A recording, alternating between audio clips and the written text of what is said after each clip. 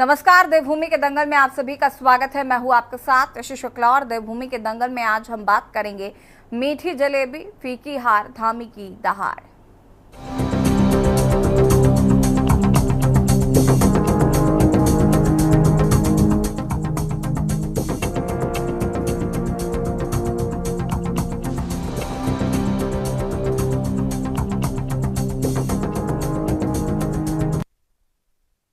हरियाणा विधानसभा चुनाव के नतीजों ने उत्तराखंड की सियासत को नए सिरे से सोचने पर मजबूर कर दिया है।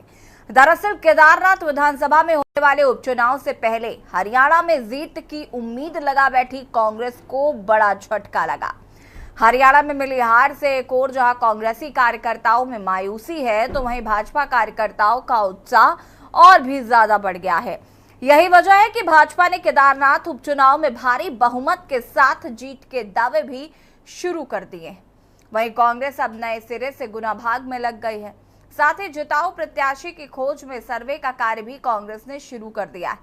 वहीं हरियाणा में मुख्यमंत्री पुष्कर सिंह धामी की ओर से जिन जिन विधानसभा क्षेत्रों में प्रचार प्रसार किया गया, वहां पार्टी ने शानदार प्रदर्शन भी किया है। भाजपा का कहना है कि मोदी और धामी की जोड़ी ने पार्टी को जीत दिलाने में महत्वपूर्ण भूमिका निभाई है और इस बीच मुख्यमंत्री धामी ने प्रधानमंत्री से मुलाकात कर उन्हें जीत की बधाई देने के साथ ही उत्तराखंड के विकास से संबंधित जल विद्युत परियोजना और रोपवे परियोजना आदि से संबंधित एक मांग पत्र भी सौंप दिया है। साथ ही प्रधानमंत्री से इन कार्यों की अनुमति प्रदान करने का अनुरोध भी किया गया है। हालांकि कांग्रेस का आरोप है कि केंद्र में राज्य को कोई सहयोग नहीं मिल रहा। जिन भी परियोजनाओं को लेकर मुख्यमंत्री प्रधानमंत्री के पास गए हैं, वो तमाम परियोजनाओं को लेकर सीएम धामी पहले भी जा चुके हैं। वहीं कांग्रेस का कहना है कि हरियाणा में मिली हार के सबक को लेकर वो केदारनाथ उपचुनाव की रणनीति तैयार करेंगे। सवाल ये है कि क्या हरियाणा में मिली हार से कांग्रेस सबक लेगी? क्या कांग्रेस के उपचुनाव में जीत के दावे हवा हवाई हैं? आज इन्हीं मुद्दों पर चर्चा, उससे पहले रिपोर्ट।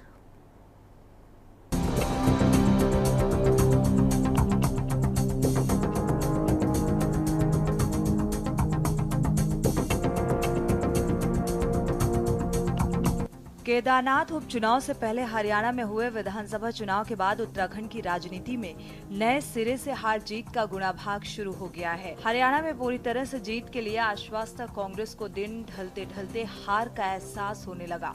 हालांकि कांग्रेस हरियाणा में बीजेपी को मिली जीत को ईवीएम का नतीजा बता रही, लेकिन अपनी कमी कहाँ रह गई इसको नहीं बता रही। अब भले ही कांग्रेसी ईवीएम पर सवाल उठा रहे हों, लेकिन बीजेपी को इसे मोदी और धामी का करिश्मा बता रही है। बीजेपी का कहना है कि हरियाणा में मिली जीत सरकार के जन कल्याण के लिए किए गए कार्यों पर मोहर है। जीत का असर उत्तराखंड की केदारनाथ विधानसभा में होने जा रहे उपचुनाव पर भी पड़ेगा। निश्चित रूप से ये जो हरियाणा की जीत है वो देश के यशस्वी प्रधानमंत्री आदरणीय नरेंद्र मोदी जी के नेतृत्व की जीत है। भारतीय जनता पार्टी का जो संगठन तंत्र है उसकी जीत है। कार्यकर्ताओं के कठिन और कठोर परिश्रम की जीत है। जनता ने भारतीय जनता पार्टी की नीति और नीयत पर विश्वास किया है और नरेंद्र मोदी जी ने यानी 11 वर्षों में ये साबित किया, ये सिद्ध किया है कि भारतीय जनता पार्टी की सरकार काम पर विश्वास करती है, काम करके दिखाया है। चाहे रेलवे नेटवर्किंग हो, सड़कों का नेटवर्किंग हो, विज्ञान के क्षेत्र में हो, शिक्षा के क्षेत्र में हो, स्वास्थ्य के क्षेत्र में हो, देश लगातार प्रगति कर रहा है। और मोदी जी ने जो संकल्प लिया है 2047 तक देश को पूर्ण विकसित राष्ट्र बनाने का, हरियाणा की जनता भी मोदी जी के संकल्प के साथ में खड़ी हुई है। देखिए, भाजपा के लोग तो मोदी जी और धामी जी का जलवा बताएंगे, लेकिन हरियाणा की जनता आए हुए चुनाव परिणामों को स्वीकार नहीं कर पा रही है। वो तो कह रहे हैं कि हमने कांग्रेस पार्टी को वोट दिया, लेकिन चुनाव परिणाम कुछ और ही कह रहे हैं। और सीधे सीधे पूरे देश की जनता जान रही है कि हरियाणा से कांग्रेस के हाथों से जीत छीनी गई है। अब वो तंत्र की वहाँ पर जीता है, लोकतंत्र की हार हुई है, ये पूरा देश समझ रहा है। और जहाँ तक केदारनाथ विधानसभा उपचुनाव की बात है, कांग्रेस पार्टी लगातार जनता के बीच काम कर रही है और वहाँ पर भी कांग्रेस के पक्ष में पूरा माहौल है। अगर कांग्रेस के पक्ष में माहौल ना होता तो लगातार मुख्यमंत्री वहाँ दौरा न कर रहे होते, लगातार वहाँ पर जो है घोषणाएं ना कर रहे होते, 5-5 जो है कैबिनेट मंत्री, केंद्रीय मंत्री वहाँ पर गांव-गांव घूमने के लिए मजबूर हैं। इससे आप अंदाज़ा लगा सकते हैं कि केदारनाथ की जनता कांग्रेस पार्टी के साथ है, क्योंकि लगातार 7 सालों से केदारनाथ की जनता भी भाजपा के कुशासन को झेल रही है। वहाँ पर युवाओं को आप देख लीजिए, रोजगार नहीं मिला है। जो रोजगार वहाँ के स्थानीय कारोबारी कर रही थी, उस पर भी जो है भाजपा की बुरी नीति की छाया पड़ी है। आपको बता दें कि केदारनाथ से बीजेपी विधायक शैला रानी रावत का जुलाई में निधन होने के बाद अब माना जा रहा है कि किसी भी वक्त चुनाव आयोग केदारनाथ उपचुनाव की घोषणा कर देगा। और इसी बीच मुख्यमंत्री धामी ने केदारनाथ में चुनावी प्रचार प्रसार शुरू कर चुनावी बिगुल फूंक दिया है। साथ ही राज्य की जनता को डबल इंजन की ताकत का एहसास कराने के उद्देश्य से मुख्यमंत्री धामी ने पीएम मोदी से भी मुलाकात की। इस दौरान उन्होंने हरियाणा में मिली जीत की बधाई देने के साथ ही उत्तराखंड के विकास से संबंधित तमाम जल विद्युत परियोजना को शुरू करने के साथ ही रोपवे कार्यों को शुरू करने की अनुमति प्रदान करने का अनुरोध किया। प्रधानमंत्री जी से माननीय मुख्यमंत्री जी की जरा पूछेगा ये कौन सी मुलाकात है जल विद्युत परियोजनाओं के लिए। कुछ हुआ? पिछली बार भी यही प्रपोजल थे, यही प्रस्ताव थे, आज भी यही प्रस्ताव है। कितनी बार प्रधानमंत्री से मिलेंगे? क्यों खाली जनता को बेवकूफ़ बना रहे हैं, बरगला रहे हैं, ध्यान क्यों भटका रहे हैं? जो भी स्वीकृतियाँ होनी तत्काल होनी चाहिए। वही नाम मैं आज भी देख रहा हूँ जो हाईवेज के हैं, वही जल विद्युत परियोजनाएँ आज भी हैं। कुछ बड़ा मांग के लाओ प्रधानमंत्री जी से। निश्चित रूप से जल विद्युत परियोजनाओं से प्रदेश की कायाकल्प होगी, हाईवेज खड़े होंगे तो अच्छा काम होगा। निश्चित रूप से प्रस्ताव ठीक हैं, लेकिन उनकी परिणति कब होगी, उनकी स्वीकृति कब मिलेगी? देखिए, ऐसा है, कांग्रेस पार्टी की तो मैं कहूं कि हार के कारण इतनी बौखलाहट है, वो बेचारे पचा ही नहीं पा रहे हैं। अब उनको उल जुलूल बातें करनी है, निराधार आरोप लगाने हैं। उनको क्या पता कौन सी परियोजनाओं के विषय में माननीय मुख्यमंत्री जी बात कर रहे हैं।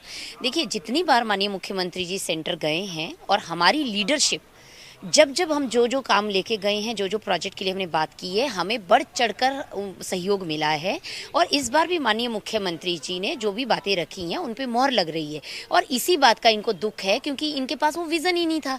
ये तो खाली वहाँ पे टिकट मांगने के लिए गए कांग्रेसी, बाकी किसी के लिए नहीं गए, या किसी का टिकट कटवाने के लिए गए। इनके पास 2 ही काम थे दिल्ली जाने के, बाकी इनको कुछ नहीं पता। देखिए, जितने भी जो और प्रोजेक्ट हैं, खासतौर पर जो बिजली क्षेत्र के प्रोजेक्ट हैं, उसमें आपको बता दें कि उसमें कई जगहों पर या तो वो किसी जो एनजीटी या फिर किसी और समितियों का उसमें अवरोध है, उन्होंने उसका विरोध किया है। तो उनकी बातचीत करने से पहले उनको ये सोचना चाहिए कि क्या उनको वहां से क्लियरेंस मिल गया है। अगर मिल गया है तो वो आगे उनको चलाने की बात करें। आपको बता दें कि उत्तराखंड में कई ऐसे सेंसिटिव प्लेस है कि जहां पर उन्होंने बांध योजना शुरू तो कर दी है, बिजली योजना की कार्रवाई कर तो दी है, लेकिन हकीकत में वो विनाश के लिए तैयारी कर रहे हैं, वो विकास की तरफ नहीं है। कुल मिलाकर हरियाणा के नतीजों ने बीजेपी कार्यकर्ताओं में नई ऊर्जा का संचार किया है, लेकिन कांग्रेस कार्यकर्ताओं में निराशा का भाव पैदा किया है। निश्चित ही हरियाणा में जीतने से कांग्रेस के लिए केदारनाथ की राह आसान हो सकती थी, लेकिन हरियाणा में मिली कांग्रेस के सभी दावों को सिरे से खारिज कर दिया है। ऐसे में सवाल ये है कि क्या हरियाणा में मिली हार से कांग्रेस पार्टी कोई सबक लेगी? आखिर क्या ओवर कॉन्फिडेंस कांग्रेस की हार का कारण रहा? क्या कांग्रेस के उपचुनाव में जीत के दावे हवा हवाई हैं? आखिर जम्मू कश्मीर में धामी और मोदी की जोड़ी कमाल क्यों नहीं दिखा पाई? Uttarakhand desk report. और आज इसी मुद्दे पर बातचीत भी करेंगे कि हरियाणा में जिस तरीके से बीजेपी को बहुमत मिला है, उसके बाद से कहीं ना कहीं कांग्रेस कई तरीके के सवाल जीत को लेकर उठा रही है।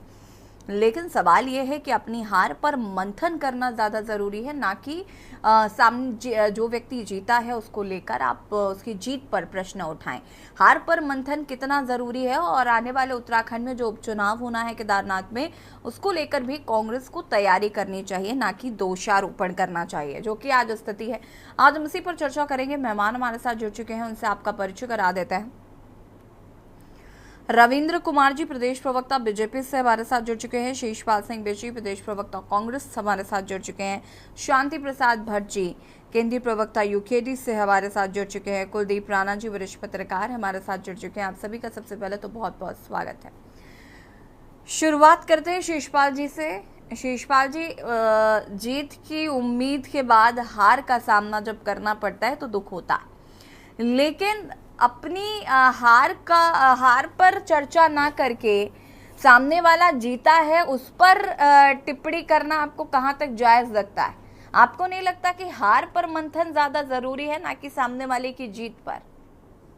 यशी जी, आपकी ओपिनियन अपनी जगह सही हो सकती है, लेकिन कांग्रेस पार्टी हरियाणा के चुनाव नतीजों पर कल अपना पक्ष रख चुकी है और पहले ही हम कह चुके हैं कि ये चुनाव परिणाम हम स्वीकार नहीं कर सकते हैं। जो भी वहां पर गड़बड़ी और धांधली की शिकायतें आई हैं, हमने कल ही चुनाव आयोग से सारी शिकायतें की थी और जो विस्तृत विश्लेषण हम कर रहे हैं, जो रिपोर्ट बना रहे हैं, वो भी हम माननीय चुनाव आयोग के सम्मुख रखेंगे। लेकिन क्योंकि चंडीगढ़ में मेयर के चुनाव में क्या हुआ, आपने देखा किस तरीके से वहां जनादेश को बदलने का काम हुआ, वो पूरे देश ने देखा और सुप्रीम कोर्ट ने किस तरीके से पूरी व्यवस्था पर सवाल खड़े किए थे, किसी से चुपना नहीं है। कल हरियाणा में अप्रत्याशित चुनाव परिणाम आए हैं जिसे स्वीकार नहीं किया जा सकता और हमने अभी तक ये चुनाव परिणाम स्वीकारे नहीं है। निश्चित तौर पर अगर हमारी कमियां होंगी तो हम उसका भी जो है चिंतन मंथन करेंगे, विश्लेषण करेंगे। लेकिन हरिद्वार में जो हरियाणा में जो चुनावी माहौल था वो किसी से छुपा हुआ नहीं था। भाजपा के नेताओं को, कार्यकर्ताओं को गांव में घुसने नहीं दे रहे थे लोग। जिस तरीके से वहां पर किसानों का उत्पीड़न कर रहे थे, जिस तरीके से किसान आंदोलन को कुचलने का प्रयास हुआ, वो किसी से छुपा नहीं है। और उसके बाद आप देखिए सुबह 10:30 बजे तक 4 राउंड की काउंटिंग तक सब कुछ ठीक चल रहा था। उसके बाद जिस तरीके से पूरी मतगणना को प्रभावित किया गया और अपडेट बहुत धीमा कर दिया गया, तो इससे क्या संदेश है? और पुख्ता प्रमाण रखे गए हैं और हम पूरी की पूरी जो है व्यवस्था पे सवाल नहीं करें। जहां गड़बड़ियां वहां की बातें हम उठा रहे हैं। और आपको देखा कि कल ही हमने कहा कि हिसार, महेंद्रगढ़ और पानीपत जिलों से बड़ी जो है व्यापक गड़बड़ियां सामने आई हैं और इसको नकारा नहीं जा सकता। लोकतंत्र में हमको हार स्वीकार करनी है नहीं करनी है, ये निश्चित तौर पर पूरी की पूरी जो सिस्टम है, जो वहां पर सारी चीजें सामने आई है, उसी के आधार पे होता है। और ऐसा नहीं कि जो है हम मौन बैठे रहे और जो सत्ता अपना खेल करती रहे। ये लोकतंत्र की जीत नहीं है, ये तंत्र की जीत है, ये हम स्पष्ट कर चुके हैं। और अब देश इस चीज को बर्दाश्त नहीं करेगा। निश्चित तौर पर भाजपा अपनी पीठ थपथपाती रहे, अपने आप में लड्डू बांटती रहे, खुशियां मनाती रहे, लेकिन हरियाणा के लोगों में आप कहीं खुशी देख रहे हैं? हरियाणा की जनता इन चुनाव परिणामों को स्वीकार नहीं कर रही, पूरा देश स्वीकार नहीं कर रहा। अलबत्ता मीडिया में आप देखिए कि जो एग्जिट पोल आ रहे थे, सुबह तक जो 72 सीटों पर कांग्रेस की लीड चल रही थी, एकाएक किस तरीके से सारी चीजें, और आप उस पर भी फिर कांग्रेस को अगर कहेंगे कि हमें चिंतन मंथन करना चाहिए, तो निश्चित तौर पर अगर हमारी कमियां होंगी तो हम उनको खोजेंगे। लेकिन हाल फिर तो ये तंत्र की जीत नजर आ रही है यशी जी, और हम इसके खिलाफ लड़ाई लड़ेंगे जहां तक भी लड़ी जाएगी और निश्चित तौर पर बहुत जल्दी हम अपनी रणनीति की घोषणा भी करेंगे। ठीक है रविंद्र जी, हार से ज्यादा चर्चे जीत के हो रहे हैं और जिस तरीके से जीत की बात अभी शीशपाल जी कर रहे थे और उस पर जो संशय है उसको लेकर जो कहा जा रहा है कि आपकी जीत को वो स्वीकार नहीं कर पा रहे हैं और अभी भी स्वीकार नहीं किया है। देखिए जी, पहले तो मैं ऐसे देवतुल्य कार्यकर्ताओं की जिन्होंने अथक मेहनत के साथ इतनी शानदार जीत करी है, हरियाणा के लोगों को बहुत बहुत बधाई देता हूं। देखिए, स्वीकार तो इन्होंने उत्तराखंड की जीत को भी नहीं किया था, स्वीकार तो इन्होंने गोवा की जीत को भी नहीं किया था, स्वीकार तो इन्होंने राजस्थान की जीत को भी नहीं किया था, स्वीकार तो इन्होंने अरुणाचल की जीत को भी नहीं किया था, स्वीकार तो इन्होंने त्रिपुरा की जीत को भी नहीं किया था। तो ये स्वीकार करते कहाँ हैं? ये तो सिर्फ ये चाहते हैं अगर कहीं ये जीत जाते हैं हिमाचल में तो राहुल जी जीत जाते हैं और हार जाते हैं तो ईवीएम ने हरा दिया। तो देखिए, इनके पास दो ही चीजें हैं। और वैसे भी आपको तो अपने आप अपना मेडल पहनने का बहुत शौक है, आप पहना लीजिए। राहुल जी को बुला के एक अपनी पंचायत करके उन्होंने कहा जी जीत गए, हम तो नहीं मानते इसे, हम तो जीते हैं।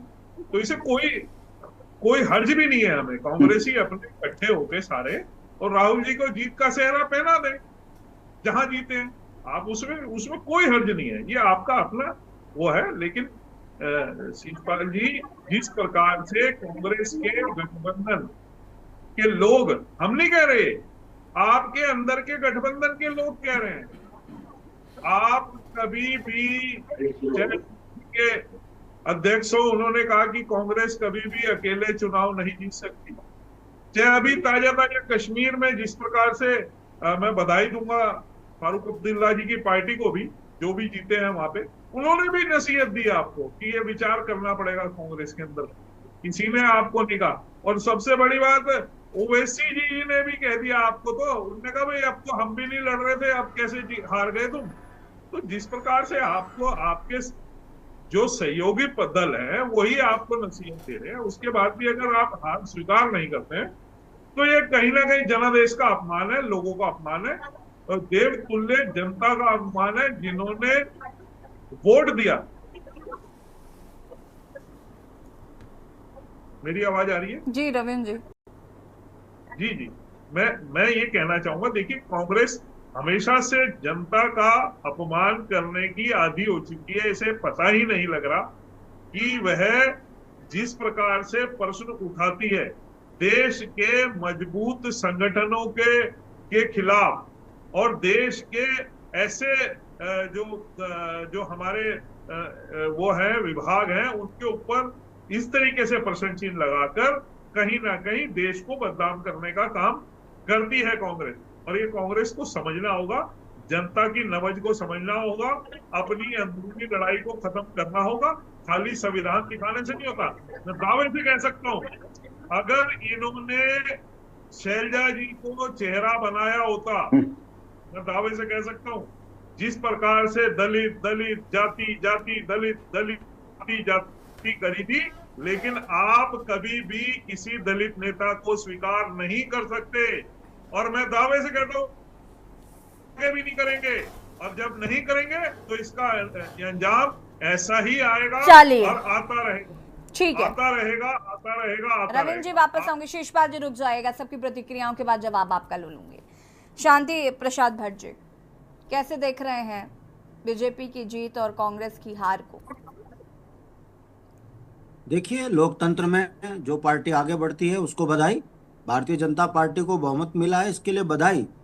मगर एक राजनीतिक पार्टी होने के नाते कुछ चिंता का विषय है जिस पर चर्चा होनी चाहिए। डिबेट भी आप कर ही रही हैं। बात ये आ रही है कि जब बैलेट पर कांग्रेस 72 सीट पे आगे थी तो फिर ईवीएम पे पीछे कैसे हो गई? दूसरी चीज, जो चंडीगढ़ में हुआ था, यदि वो ईवीएम से होता तो क्या चंडीगढ़ का मेयर हारा हुआ होता? क्योंकि बैलेट पे था, जांच हुई, पकड़ में आ गया। कहने का मतलब है, इलेक्ट्रॉनिक सिस्टम के ऊपर जो संशय पूरे विश्व ने दिखाए हैं, वो संशय हर चुनाव में विपक्षी दल दिखा रहे हैं। भाजपा अगर ईमानदार है, लोकतंत्र की चिंता करने वाली पार्टी है, तो इनको सबसे पहले लोकतंत्र की गरिमा को बनाए रखने के लिए ईवीएम को खत्म करना चाहिए। ये कहकर कि जनता के मन में संशय नहीं जाना चाहिए, हम लोकतंत्र पर विश्वास करते हैं और अपने मतदाताओं पर पूर्ण विश्वास है, हमको जो भी बैलेट पर पड़ेगा हम उसको स्वीकारेंगे। हमें लगता है वाकई भारतीय जनता पार्टी बहुत ईमानदारी से ईवीएम के विरोध में स्वयं जनता के विपक्ष पार्टी के साथ है। तीसरी बात, भाजपा अगर कहीं कोई सवाल खड़ा करता है तो भारतीय जनता पार्टी के तमाम लोग उनके ऊपर जिस तरीके से कटाक्ष करते हैं और जिस तरीके से चुनाव आयोग विपक्ष के लोगों के साथ ऊपर सवाल खड़े करता है, इससे लगता है कि कहीं ना कहीं कुछ तो गड़बड़ है। आखिर ये कैसे हो सकता है यसी कि नौजवान परेशान है, महिलाओं की इज्जत आबरू खतरे में है, किसान सड़कों पर है, छोटा व्यापारी परेशान है। ऐसी स्थिति में जहां की शांति प्रसाद भट्ट जी, लेकिन सवाल तो तभी उठता है ना कि जब आप जीतते हैं तो कोई प्रश्न नहीं उठता। भारतीय जनता पार्टी जब जीतती है तो प्रश्न क्यों उठने लगते हैं? आप अपनी जीत को लेकर इतना आश्वस्त कैसे हो सकते हैं कि नहीं हम ही जीतेंगे, सामने वाला जीत ही नहीं सकता? आपके अकॉर्डिंग तो फिर कभी बीजेपी को जीतना ही नहीं चाहिए किसी भी चुनाव में। देखिए, जैसी बात ये नहीं है कि हम विपक्ष के नाते होने के नाते भाजपा की जीत के ऊपर सवाल खड़े कर रहे हैं। सवाल यह है कि हम लोकतांत्रिक प्रक्रिया में जीने वाले लोग हैं। हमारे जो सवाल हैं उसका जवाब चुनाव आयोग को फ्रंट पे आके देना चाहिए। ये कह के काम नहीं चलेगा कि ईवीएम मशीन में अपने आप चार्ज हो जाती है बैटरी, और जिसकी 99% बैटरी चार्ज हो गई तो 67 वाली क्यों नहीं हुई 99%। सवाल हैं, जवाब चाहिए, मगर राजनीतिक रूप से चंडीगढ़ में भारतीय जनता पार्टी का राजनीतिक नंगा चेहरा लोकतंत्र में जनता ने देखा है, इसलिए विपक्ष के नेता होने के नाते हम सवाल खड़े कर रहे हैं। अब आपने कहा है कि जम्मू कश्मीर में कैसे जीत गए, राष्ट्रपति शासन लगेगा वहां। मैं अभी आपको अग्रिम बता दूं, जिस तरीके से केजरीवाल का बुरा हाल किया हुआ है वैसी हाल जम्मू कश्मीर की सरकार का होगा, और इनको फिर हिंदू मुस्लिम कर कर कर आप जो है अन्य राज्यों को प्रभावित करने की बात करेंगे। इस बात को भी समझने की जरूरत है। हमारा ये कहना है कि जब पूरे चुनाव के जो रिजल्ट से पहले तमाम सर्वे ये कह रहे थे कि भारतीय जनता पार्टी कहीं आगे नहीं है, और इनके मुख्यमंत्री जो ये कह रहे थे कि यदि हार होगी तो मैं इसकी जिम्मेदारी लूंगा, तो ये बताता है कि कहीं ना कहीं शंका उत्पन्न हो रही है, और जब शंका है तो उसका निश्चित रूप से समाधान लोकतंत्रीय तरीके से होना चाहिए। ये जिम्मेदारी सरकारों की है, उन संस्थाओं की है जिनको चुनाव कराना होता है। ये कैसे संभव हो सकता है कि एक तरफ भारतीय जनता पार्टी स्वयं संशय में है और दूसरी तरफ जीतने के बाद अचानक ये खुशी का माहौल।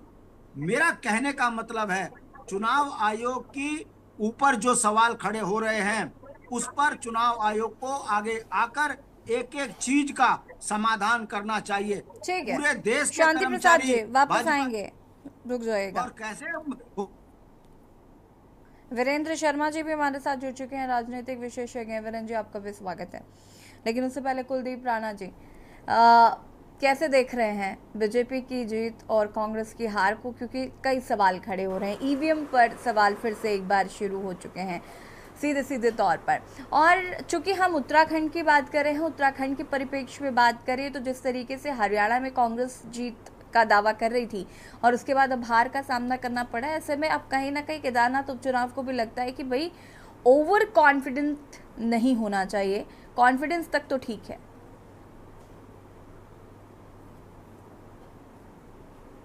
देखिए जैसी इस पूरे चुनावी जो घटनाक्रम है, चाहे हरियाणा का रहा हो चाहे जम्मू कश्मीर का रहा हो, मैं इसमें निसंदेह इसमें भाजपा जीती है हरियाणा में, लेकिन मैं इसे भाजपा की जीत से ज़्यादा कांग्रेस की हार देखता हूँ इसमें।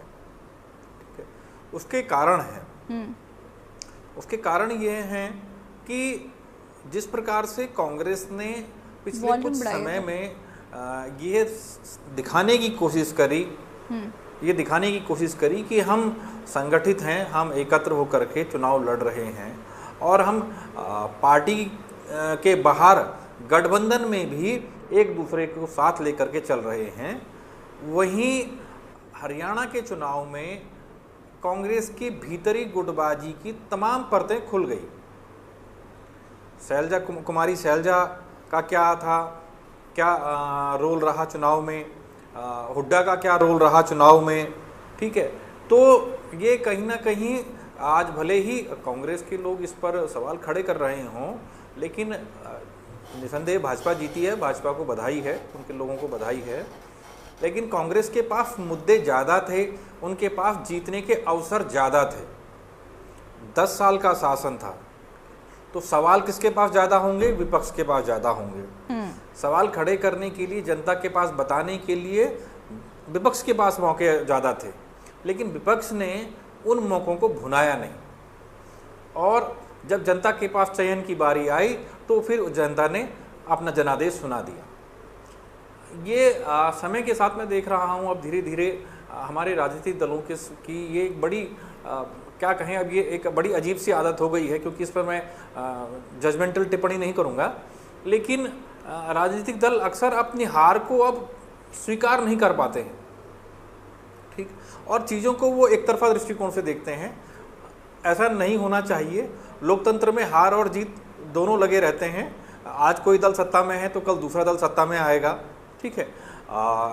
कई ऐसी जगह हैं जहां ये जम्मू कश्मीर ही देख लीजिए, उन जगहों में जहाँ पिछले लंबे समय से भाजपा कभी सत्ता में नहीं आई, पूर्ण रूप से कभी सत्ता में नहीं आई, है ना। कई राज्य दक्षिण के ऐसे हैं जहाँ कहीं कभी भाजपा कभी सत्ता में नहीं आई, ठीक। तो इस तरह की चीज़ों को लेकर के राजनीतिक दलों का एक नैतिक दायित्व तो यह भी है कि वो जनता का लोकतंत्र में विश्वास बनाए रखें। चुनाव लोकतंत्र की एक प्रक्रिया है, लेकिन जनता का विश्वास लोकतंत्र से नहीं उठना चाहिए, ठीक। भाजपा की जीत लोकतंत्र का खतरा नहीं है, या लोकतंत्र डूब गया या लोकतंत्र पे सवाल खड़े करना नहीं है। अगर हम ऐसा करते हैं तो मैं समझता हूं कि ये जनादेश का अपमान है, हम जनादेश का अपमान कर रहे हैं। ये नहीं होना चाहिए। एक दल जीता है, एक हारा है, ठीक है, दोनों को उनको अपनी जीत की समीक्षा कर रहे होंगे, हारने वाले को अपनी हार की समीक्षा कुलदीप जी करनी वापस चाहिए, आएंगे, आप सभी हमारे साथ बने रहिएगा, चर्चा को आगे बढ़ाएंगे। और यहाँ पर बात कर रहे हैं जिस तरीके से हरियाणा में हार का सामना कांग्रेस को करना पड़ा, जो कि जीत को लेकर काफी आश्वस्त थी। ऐसे में केदारनाथ उपचुनाव को लेकर अब कहीं ना कहीं दोबारा मंथन करने की जरूरत दोनों ही राजनीतिक दलों को हो गई है। रुकेंगे एक छोटे से ब्रेक के लिए, जो हाजिर होते हैं। आप देख रहे हैं के न्यूज, खबरों का सार।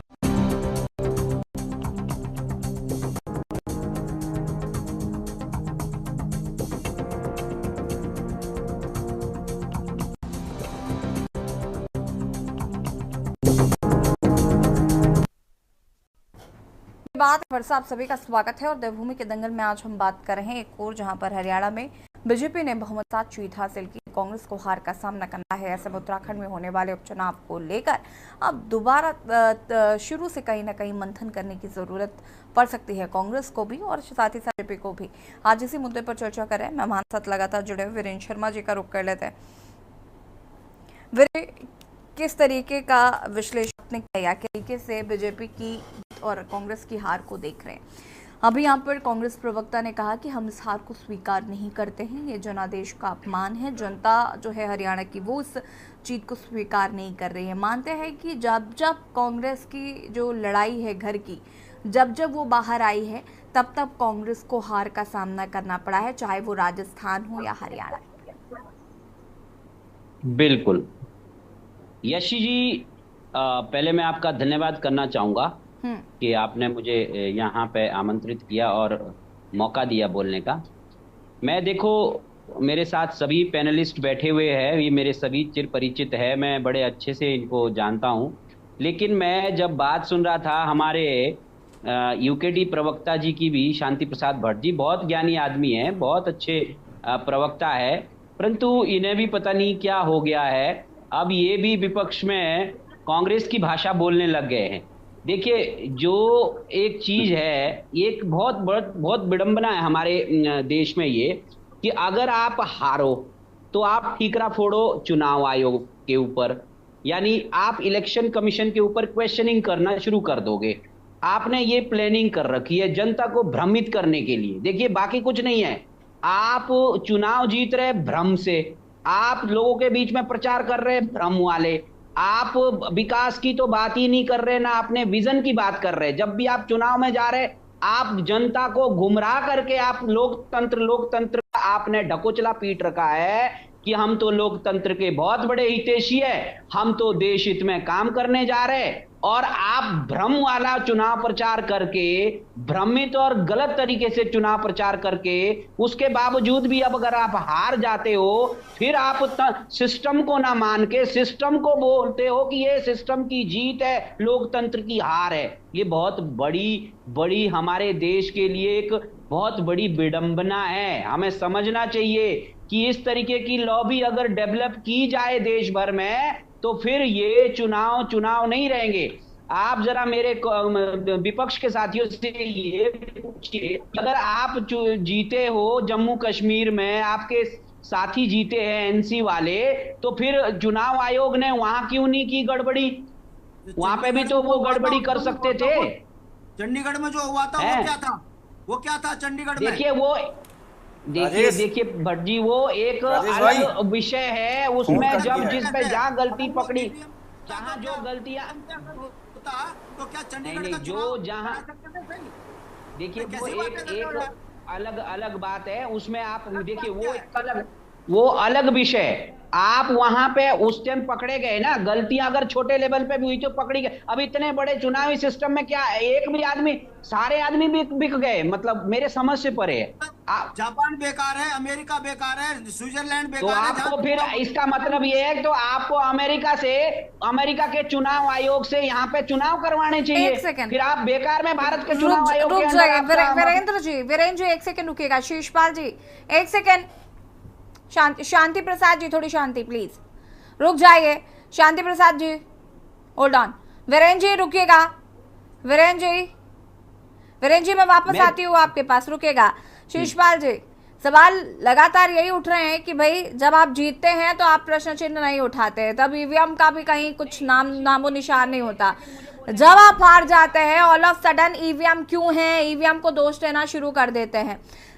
मुद्दा हम सिर्फ हरियाणा की हार जीत पर चर्चा नहीं कर रहे हैं, बात हम केदारनाथ में होने वाले उपचुनाव की भी कर रहे हैं कि कांग्रेस अगर हरियाणा में चुनाव हार रही है तो हार जीत का क्या सबक ले रही है उत्तराखंड के परिप्रेक्ष्य में। ठीक है वीरेंद्र जी रुक जाइए, वीरेंद्र जी को म्यूट करिए पहले। सोचना पड़ेगा। शिशपाल जी देखिए यशी जी, भाजपाई विचारधारा के वैचारिक पुत्र चाहे कोई भी मुखौटा लेकर के आ जाए वो पहचाने जाते हैं, और निश्चित तौर पर जब हरियाणा का जिक्र आ रहा है और वहां के चुनाव परिणामों पर जो धांधली के सबूत रखे जा रहे हैं वो उसको हजम नहीं कर पा रहे हैं। और चंडीगढ़ का उदाहरण जो दिया जा रहा है, भाई ये बताए ना, वहां आप लोकतंत्र का सम्मान कर रहे थे, आप चुनावी प्रणाली का सम्मान कर रहे थे, अपमान कर रहे थे। देश के सुप्रीम कोर्ट ने उस पर तीखी टिप्पणियां की है, आप उसे स्वीकार करने के लिए तैयार नहीं है। और तब भी जब उस विषय पे डिबेटें हो रही थी, यशी जी आपके साथ भी हमने उस विषय पे डिबेटें की थी, तब ये सभी लोग जो है वहां पर अपनी गलती मानने के लिए तैयार नहीं थे, चुनाव आयोग अपनी धांधली को मानने के लिए तैयार नहीं था। जब सुप्रीम कोर्ट के सामने जो है मत पत्रों की गिनती हुई तो पूरे का पूरा जो है इनका चेहरा बेनकाब हो गया। और हरियाणा में भी यही होने जा रहा है। हरियाणा में जो इन्होंने धांधलियां की है, बहुत जल्दी देश के सामने जो है इनका चेहरा बेनकाब होगा। और हम बिना सबूतों के ये बात नहीं कर रहे हैं यशी जी, आप देख लीजिए जहां पर आप कह रहे हैं कि आपने पहले शिशपाल जी नहीं करे। शिशपाल जी ये कंसर्न नहीं है अभी ठीक है, हरियाणा में हार हुई जीत हुई, आगे का जो भी प्रोसेस है वो चलता रहेगा। लेकिन मुझे ये बता दीजिए ना, हम यहाँ पर हरियाणा पर चर्चा करने के लिए नहीं बैठे हैं, हम यहाँ उत्तराखंड की भी बात कर रहे हैं। केदारनाथ का क्या, केदारनाथ पे होने वाले चुनाव का क्या। और शिशपाल जी मेरी बात सुन लीजिए पहले, आपको ये समझना पड़ेगा कि आपका जो घर का मैटर है और जब वो पब्लिक डोमेन पर आता है इसका खामियाजा कांग्रेस को हर बार भुगतना पड़ता है। चाहे वो राजस्थान में हमने देखा कैसे सचिन पायलट और गहलोत जी का मामला डोमेन में आया, पब्लिक डोमेन में आया, और उसके बाद क्या हश्र हुआ राजस्थान में। अब हरियाणा में भी हमने देखा कुमारी शैलजा और हुड्डा के बीच में। ये देखिए आप मान नहीं रहे हैं, आप स्वीकार नहीं कर रहे हैं, और यही वजह है कि आपको हार का सामना करना पड़ता और ईवीएम को दोषी ठहराना पड़ता। भाजपा की खुलबे में आपको मतभेद नजर नहीं आता, और कांग्रेस पार्टी के अंदर किसी ने अगर अपने विचारों को प्रकट कर दिया और पूरे चुनाव अभियान में शामिल, आप उसको जो है बड़ी जो है गुटबाजी बताने का काम कर रहे हैं। जी आप कितनी बार मेरे साथ चर्चा में बैठे हैं जब बीजेपी में गुटबाजी होती है और उस पर बातचीत कर रहे होते हैं। कम से कम ऐसे आरोप मेरे मंच पर कर तो मत लगाया करिए प्लीज। मैं हमेशा अगर वहां पर गुटबाजी होती है मैं हमेशा चर्चा करती हूँ, आपके खेमे में भी तो आपकी चर्चा करूंगी मैं, मुझे फर्क पड़ता। उनको मानेगा हम माने सुप्रीम कोर्ट के सम्मुख जो हम सबूतों को रखेंगे, वो आपका प्लान है, आप बिल्कुल जाइए। जरा केदारनाथ पर भी 2 शब्द दीजिए सर, मैं बार बार आपसे केदारनाथ की बात कर रही हूँ, हम यशी जी केदारनाथ विधानसभा में आप जो कह रहे हैं कि कांग्रेस जो है हतोत्साहित है और हरियाणा के चुनाव परिणामों से हमारे मनोबल में फर्क पड़ा है, बिल्कुल नहीं पड़ा है। हम और ज्यादा सतर्क हुए हैं, सावधान हुए हैं, और केदारनाथ अंदर निश्चित तौर पर इनको जो है जनादेश में हेरा फेरी करने का कोई मौका नहीं देंगे। आज केदार क्षेत्र में जो माहौल है, 5 मंत्री गांव-गांव घूम रहे, 2 शहर मंत्री गांव-गांव घूम रहे हैं, मुख्यमंत्री उपचुनाव से पहले लगातार तो घोषणाएं कर रहे हैं। कहां से हुए थे आपके मंत्री, आपके मुख्यमंत्री? क्यों आपको जनता जनार्दन की याद नहीं आई? और में जब आपके समय था और इनके बीच में पहुंचे मंत्री और विधायक जो है दूसरे राज्यों में भाजपा का चुनाव करने के लिए गए हुए थे। तो जनता जनार्दन है सब देख और समझ रही है। और ये घोषणा को कितनी बार आपके मुख्यमंत्री 4-4 बार करेंगे भाई? केदारनाथ जितनी घोषणाएं हो रही है, डामरी सौंदर्य करी, तो भाई आप जो है 7 सालों से डामरीकरण भी नहीं कर पाए सड़कों का, सौंदर्यकरण नहीं, मुख्यमंत्री जी को घोषणा करनी पड़ रही है। जनता इनको वहां आने का काम करेगी। मास्टर प्लान के नाम पर जो केदारनाथ में शिशपाल जी रुक जाएगा प्लीज। रविंद्र जी, जो वहां के रविंद्र जी, इसका सबक जनता इनको सिखाएगी वहां पर। रविंद्र जी सुन रहे हैं तो बोल दीजिए प्लीज।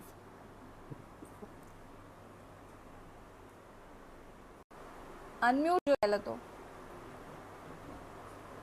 देखिए, जिस प्रकार से कांग्रेस की फ्रस्ट्रेशन इनके शब्दों में दिखाई दे रही है, कितने वैसी हो गई। यानी अब हम और ज्यादा सावधान हो गए हैं, हम और ज्यादा गालियां देंगे। अब देश के संगठनिक ढांचे को, देश के बड़े जो हमारे विभाग है, मतलब हरियाणा के जो सबूत रखे जा रहे हैं, जो आरोप रखे जा रहे हैं, उस पर जवाब नहीं है कि जो है ईवीएम मशीनों की बैटरी 99% कैसे थी और जो 65%, 60% तक चार्ज थी, 70% उनके जो है चुनाव परिणाम अलग और नाम लेके कैसे आ गए भाई? मतगणना धीमी क्यों की गई? जो लगातार चुनाव परिणाम क्यों नहीं किए गए? और शिकायत के बाद उस पर आपने कांग्रेस का फ्रस्ट्रेशन बताएंगे। वक्त में भी आप ही बोलेंगे तो कैसे चलेगा? रुकिए जरा जी प्लीज। क्या है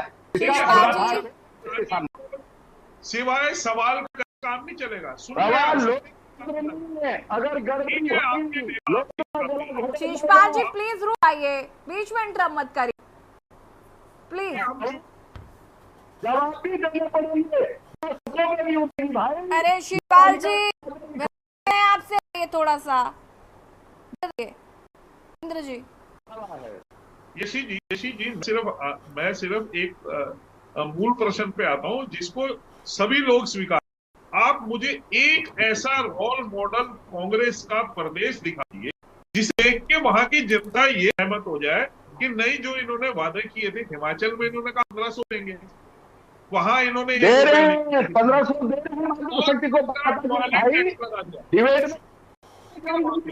हरियाणा हिमाचल में। शिशपाल जी आप इंटरप्ट करना बंद नहीं करेंगे, प्लीज रुक जाइए। Shishpal ji I am requesting you please. Shishpal ji रुक जाइए जरा, उनको कंप्लीट तो करने दीजिए, वो वक्तव्य तो रखे कम से कम। और अविन जी फटाफट अपनी बात को पूरा करिएगा प्लीज। मैं वही कह, देखिए ना, जिस प्रकार से कर्नाटक में राष्ट्रीय अध्यक्ष और मुख्यमंत्री उन्होंने सरकारी प्लाटों के आवंटन खुद ही अपने आप करा ली। क्या देश की जनता देख नहीं रही है क्या? अरे आए तो तुम लोग याद नहीं है इनको। 1 लाख किसने किया भाई? कर्नाटक में दो, हिमाचल में दो। आपने कहा था हम यहाँ पे फ्री 1500 रुपए हर महिला के अकाउंट में डालेंगे, आप दो ना, किसने रोका है? आपने कहा था हम हर किसान को जो है एमएसपी देंगे, आपने तो किसने मना किया है? हिमाचल में दो ना, कर्नाटक में दो। देश का सब पहला ऐसा राज्य है हरियाणा जहां 24 फसलों पे एमएसपी देने का काम भारतीय जनता पार्टी की सरकार ने किया। चाहे किसान हो, चाहे जवान हो, चाहे पहलवान हो, सबने मिलकर जाति से ये समझ में नहीं आ रहा है कि हम हरियाणा से बाहर क्यों नहीं निकल पा रहे हैं। रविंद्र जी बार बार केदारनाथ का जिक्र कर रही हूँ कि केदारनाथ पे उपचुनाव होने, उस पर 2 शब्द बोल दीजिए, लेकिन नहीं, हम हरियाणा से उबर ही नहीं पा रहे हैं। उत्तराखंड की बात नहीं करनी, बाकी जमाने भर की बात कर लेनी है हमें।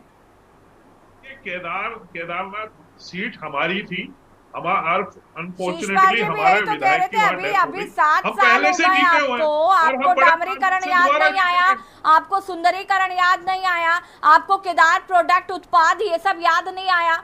ऑल ऑफ सडन आपको याद आ रहा है, अच्छा ये भी हो सकता था, हम ये भी कर सकते थे। ऑल ऑफ सडन आप ये सब करने लगे तो सवाल नहीं उठेंगे कि अभी तक आप सो रहे थे वहां पर? आपके ही विधायक थे वहां पर, आपके ही कैंडिडेट्स थे वहां पर। क्या कितना विकास कर लिया केदारनाथ का? नहीं, देखिए केदारनाथ का कितना हरियाणा में जीत गए, केदारनाथ की बात ही नहीं करनी, उत्तराखंड की बात ही नहीं करनी। केदारनाथ को लेके पूरी दुनिया का क्रेज आज जिस प्रकार से केदारनाथ को एक वर्ल्ड की जो है बेस्ट जगह जो है आज हमारे तीर्थ स्थलों में दी है, उसका सौंदर्य करना हो, उसको लगातार उसकी वैभव को बढ़ाने का काम उसके लिए केदारनाथ आज नहीं वर्ल्ड का बेस्ट जगह हो गया है रविंद्र जी।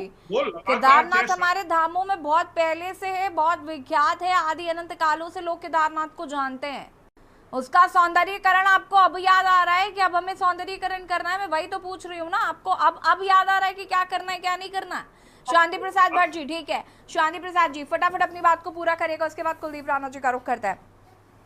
प्रधानमंत्री पहली बार 2-3 बार केदारनाथ गए हैं, वहाँ के गर्भगृह से भी तो बाहर निकले, उनको जरा उन सड़कों पर भी ले जाया करिए प्रधानमंत्री जी को, कि जरा एक बार यात्रा करके देखें, पैदल यात्रा भी करके देखें, उन्हें पता चल जाएगा असलियत। नहीं, पैदल यात्रा भी करते हैं और सड़कों पे भी रहते हैं। हाँ। देश के जनता के बीच में ही रहते हैं प्रधानमंत्री। रविंद्र जी ये फुटेज आए तो जरा हमको भी भेजिएगा। शांति प्रसाद जी, ये डिबेट का मतलब ही होता है पक्ष और विपक्ष, तर्क में दम हो तो उसका विश्लेषण होता है। मैं बड़े दुख के साथ कह रहा हूं कि यहाँ पर चाटुकारिता की सीमाएं लांघी जा रही है। हम विपक्ष के नेता हैं, अगर हम सवाल खड़े कर रहे हैं, अगर वो सवाल निरर्थक है तो उस पर जवाब दिया जाए। सवाल ये नहीं है कि जो हम जो कह रहे हैं बिल्कुल सीरियस से उसको ये कह दिया जाए गलत है। हमारा जो तर्क है कि यदि ईवीएम पर सवाल खड़े हो रहे हैं, चंडीगढ़ में यदि ईवीएम से चुनाव होते और वो मेयर जीत गया होता तो क्या उसका सुप्रीम कोर्ट में हो सकता था कुछ सही? भाई तो आपको जम्मू कश्मीर का नहीं जो दिक्कत है, और जम्मू कश्मीर की पूरे विश्व अगर इलेक्ट्रॉनिक सिस्टम को नकार रहा है तो विश्व का सबसे बड़ा लोकतंत्र हम हैं, यहाँ सवाल खड़े हो रहे हैं, क्यों नहीं उसको खत्म किया जा रहा? और जब इलेक्ट्रॉनिक्स में चुनाव होने हैं तो फिर 2-2 महीने तक चुनाव क्यों हो रहे हैं? एक दिन में क्यों नहीं खत्म हो जाते फिर, यदि आपको समय बचाना है? कहने का मतलब है हरियाणा में भाजपा जीती, बधाई। अब आप बताइए, अगर किसी ने सवाल खड़ा किया है कि एक बैटरी 67% और एक 99%, क्या जवाब है? जवाब देने की बजाय मजाक उड़ाते हो विपक्ष का। अगर सवाल खड़ा हो रहा है कि कुलदीप राणा जी इस पर क्या कहेंगे? शांति प्रसाद जी जो सवाल खड़े कर रहे हैं, जवाब नहीं है उनके पास, जवाब नहीं है। पूछा है सवाल। अरे रविंद्र जी रुक जाइए। कुलदीप जी, मुझे तो कुलदीप जी, ये ईवीएम का रोना खत्म नहीं होने वाला। जी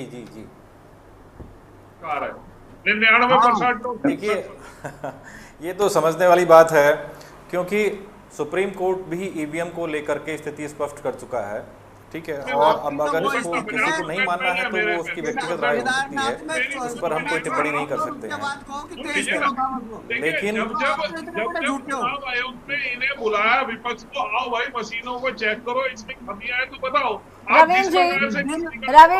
रविंद्र जी मैंने आपसे बोला बीच में बोलने के लिए, मैंने आपका नाम लिया। Why are you interrupting? Ravindra ji रुक जाइए प्लीज। कुलदीप राणा जी, ठीक। दूसरी बात यह है जैसे कि मैं किसी की व्यक्तिगत टिप्पणी का जवाब नहीं मैंने आज तक दिया भी नहीं है और मैं इस पर कोई टिप्पणी करता भी नहीं हूँ, क्योंकि ये कहने वाले की मानसिक फ्रस्ट्रेशन को दर्शाता है। खैर, लेकिन दूसरी बात यह है कि अभी लोकसभा चुनाव हुए, 10 साल से भाजपा केंद्र की सरकार सत्ता में रही, ठीक। 10 साल सत्ता में रहने के बाद भाजपा के प्रति जनता के सवाल ज़्यादा थे, तो कांग्रेस के पास, विपक्ष के पास मुद्दे ज़्यादा थे। विपक्ष ने उन मुद्दों को समाज के सामने, जनता के सामने ले गई। निर्णय क्या हुआ कि भाजपा जो 300 से ज़्यादा सीटें जिसकी 2019 की लोकसभा में थी, आज 2024 के उसमें वो 240 सीटों पर सिमट के आ गई, ठीक।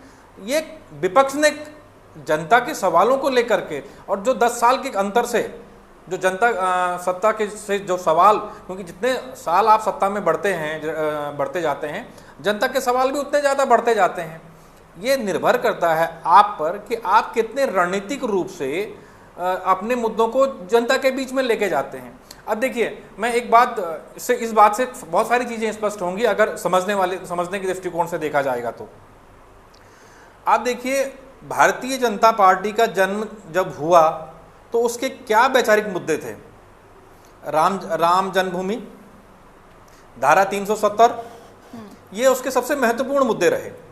ठीक, बीजेपी जब 2014 में सत्ता में आई और नरेंद्र मोदी प्रधानमंत्री बने, तो बीजेपी ने 2014 से लेकर के और 2019 तक जितने काम किए और 2019 से लेकर के 2024 तक उसने जितने काम किए, ठीक, बीजेपी नरेंद्र मोदी की सरकार ने 2014 की तुलना में 2019 में सबसे ज्यादा काम किए और सबसे ज्यादा अपने वैचारिक मुद्दों पर काम किया। उसने राम जन्म का मुद्दा 2019 में क्लियर हुआ, राम मंदिर की स्थापना हुई।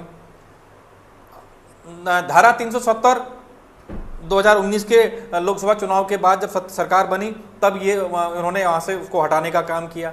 तो भारतीय जनता पार्टी ने अपने वैचारिक मुद्दों को सबसे ज्यादा कब काम किया, और ग्राउंड पर भी विकास कार्यों में भी सबसे ज्यादा कार्य बीजेपी ने 2019 से लेकर के 2024 के बीच में किया। 2014 से 2019 में उतने काम नहीं थे उसके। लेकिन चुनाव में क्या हुआ, चुनाव में जनता ने इतने सारे काम करने के बावजूद और इतने वैचारिक मुद्दों पर काम करने के बावजूद, 370 और राम जन्मभूमि, ठीक, इन दोनों वैचारिक मुद्दों पर काम करने के बावजूद, इन मुद्दों को हल करने के बावजूद बीजेपी चुनाव में क्या प्रदर्शन करती है। ठीक, तो ये सारी चीजें जो चुनाव की होती हैं ये मैनेजमेंट की होती हैं, अपनी रणनीति की होती हैं। ठीक है, आप अपनी रणनीति को कैसे ग्राउंड पर इंप्लीमेंट करते हैं। वीरेंद्र शर्मा जी, फटाफट कांग्रेस ने लोकसभा में किया, उसका परिणाम निकला। अब राज्यसभा में वो चीजें निकल करके नहीं आ रही हैं, तो उसे स्वीकार करना चाहिए। यशी जी, सवाल भाजपा से ज्यादा है। मेरा जो विश्लेषण है, मैं भाजपा के पक्ष में बात नहीं कर रहा हूं, मैं देश के बारे में सोच रहा हूं कि जो देश हमारा है, हम भी तो इस देश के हैं। हम तो ये निष्पक्ष बात इसलिए मैं कर रहा हूं, मुझे भाजपा के जीत और हार से कोई लेना देना नहीं है। मैंने कहा कि हमारे लोकतंत्र में विपक्ष का जो अब रवैया हो गया है, चुनाव में प्रचार करने का और चुनाव के बाद रिजल्ट आने के बाद और चुनाव आयोग और सिस्टम के ऊपर ठीकरा फोड़ने का, ये बहुत गलत हो रहा है। ये हमारे देश के लिए अच्छा संदेश नहीं है। इससे लोगों का आप क्या कर रहे हैं, लोकतंत्र से आप ध्यान भटका रहे हैं और इससे विश्वास खत्म कर रहे हैं। आप देखिए, आप जहां तो आप जीत रहे हैं वहां तो आपकी वाई है, वहां सब कुछ सही है, फिर आप जम्मू कश्मीर में क्यों आप सरकार बनाने जा रहे हैं? फिर आप जम्मू कश्मीर की सरकार क्यों बनाने जा रहे हैं? आप उसको भी नकारिए, बोलिए यहाँ पे धांधली हुई है, जम्मू रीजन में धांधली हुई है, क्योंकि जम्मू में बीजेपी सबसे ज्यादा सीटें जीती है। कश्मीर में बीजेपी अगर उन्होंने खेल करना था बीजेपी ने, तो वो कश्मीर में भी तो कर सकती थी, आपके साउथ में भी कर सकती थी। बीजेपी बंगाल बहुत टाइम से जीतना चाहती है, लेकिन बंगाल में भी तो कर सकती थी। वो क्यों नहीं हो रहा? ऐसा नहीं है कि अगर आप भारत के चुनाव तंत्र पे आप क्वेश्चन कर रहे हैं, तो आपकी ये सबसे बड़ी भूल है और यही जनता आपकी 30 सेकंड है आपके पास। शिशपाल जी के बीच में खुद ही रुक जाइए। वीरेंद्र शर्मा जी, एक सेकंड, वीरेंद्र शर्मा जी रुक जाइए। शिशपाल जी फटाफट अपनी बात को पूरा करेगा। जी देखिए यशी जी, भारतीय जनता पार्टी का चुनावी मैनेजमेंट जनता ने चंडीगढ़ के मेयर चुनाव में देखा था और निश्चित तौर पर देश की जनता के सामने सिद्ध भी हुआ कि किस तरीके से शिशपाल जी न जाने कहाँ हो चुके हैं। हम सिर्फ चंडीगढ़ कब तक लेकर बैठे रहेंगे? कश्मीर का उदाहरण दिया जा रहा है, वहां पर अगर निश्चित तौर पर हमारे पास सबूत होते तो हम रखते। हरियाणा में हमारे पास धांधली के सबूत हैं, तो हम इलेक्शन कमीशन के बिल्कुल ये बात सही है आपकी, जहां आप जीते आपके पास कोई सबूत नहीं आते, आज संदेह के घेरे में है और वहां पर अगर भारतीय जनता पार्टी निश्चित तौर पर चलिए ठीक है, शुक्रिया आप सभी का चर्चा में शामिल होने के लिए। और देवभूमि के दंगल में बात कर रहे थे, जहां एक और हरियाणा में जीत का स्वाद बीजेपी ने चखा, तो वहीं हार का सामना कांग्रेस को करना पड़ा। हालांकि कांग्रेस जो है वो अपनी हार को स्वीकार नहीं कर रही है। फिलहाल केदारनाथ उपचुनाव की अगर हम बात करें तो वहां पर बीजेपी ने अपनी तैयारियों को और तेज कर दिया और कहीं ना कहीं कांग्रेस को अपनी हार पर मंथन करने की जरूरत है। हालांकि कांग्रेस ईवीएम पर ठीकरा फोड़ती हुई नजर आ रही है। देवभूमि के दंगल में फिलहाल इतना ही। देखते रहिए न्यूज़ इंडिया। नमस्कार।